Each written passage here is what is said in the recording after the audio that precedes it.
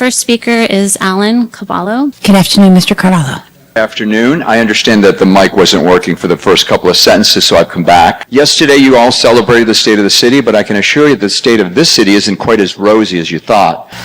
I'll tell you that I am concerned and disappointed with the state of this city. Starting with Mr. Ernesto. Wow, did you actually lie to the voters when you stated on the local news that you paved the back alley costing taxpayers $124,000 was not motivated by increasing the value of your property? You said you weren't selling.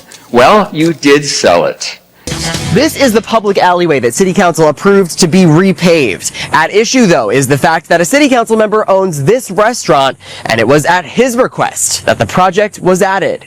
Cathedral City Council member Ernesto Gutierrez under fire after City Council in June approved a $128,000 repaving project on the public alleyway near Ramon Road and Cathedral Canyon Drive, adjacent to Gutierrez's restaurant, Tortillas. The project, a last-minute add to several other priority repaving projects. The vote 3-1 after Gutierrez recused himself. Councilmember Raymond Gregory voting no. To me, it's suspect. Raising questions about how this project got to the council for its consideration. The city manager responds the project will be added to the next paving contract. But then the assistant city manager says, can we discuss this? How are we adding in a new project that didn't go to council as part of the budget? It's really obvious that it's because a council member had the ear of staff that they decided that they were going to add this project. Somehow, this seems to be seen as acceptable by some people for a council member to rush in with a pet project and actually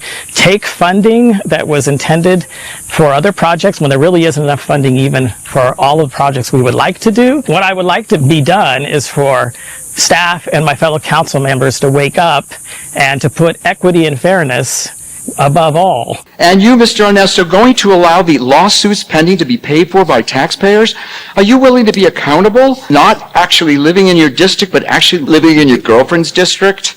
And then to top it all off, did you really go to your friend Corwin DeVos, who was demoted from sergeant to officer in late 2023? Did you actually ask the police to research a department that you had no respect for, leading the police union to post a billboard against electing you in office? So you used Mr. DeVos to find out information about your political opponent, information that was designed not to build you up as a worthy candidate, but to hurt the upstanding member opponent, pastor, who helps feed the hungry. When you profited by selling your restaurant after telling us that you were not selling it for the reasons of the repaving, and how did the back alley without full approval of the council? I would like to know that. And let's talk about sending our city funds flyers that were clearly one-sided. Should we blame the city attorney who is supposed to protect our city from lawsuits but clearly caused our city to now be presented with over $30,000 in fines by the FPPC?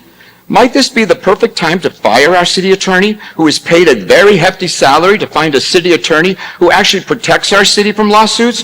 One-sided flyers supporting a ban on vacation rentals without a fair opposing view? Last time I spoke to this chamber, I praised your efforts to handle the marijuana odor. But what did you do? You didn't enforce the laws. You created the laws, but you actually stopped, you put a moratorium on further. You didn't stop it. You could close the place down right now, and you haven't done it because you don't do it. You just don't do it. I guess the only way the city would care is if there was evidence they had done something wrong. It's okay for us to admit that we made mistakes. We can change that. It may not change the landscape as it is today. Those businesses will remain as long as they're in business. It's okay for us to admit we made mistakes. There it is.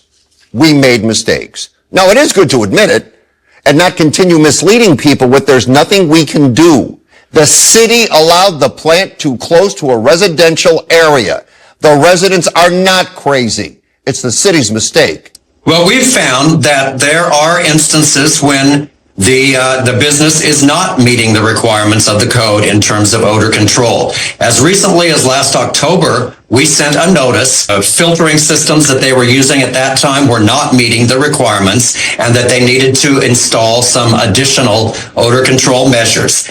Every single one of you trusted your city manager and your city attorney to guide you through the legal landmines and protect us from lawsuits. But you unfortunately rely too heavily on the city attorney to think for you. Any of you willing to step up to the voters and admit that you're just not doing your job? You are not voted into office to go along to get along. You are voted in to protect the voters, to never tell lies or half-truths or coerce the voters to vote the way you all wanted to on vacation rentals or anything else. Do you still think, Mayor and council members, that our city is in good hands like you said yesterday? I don't think so. I'm very concerned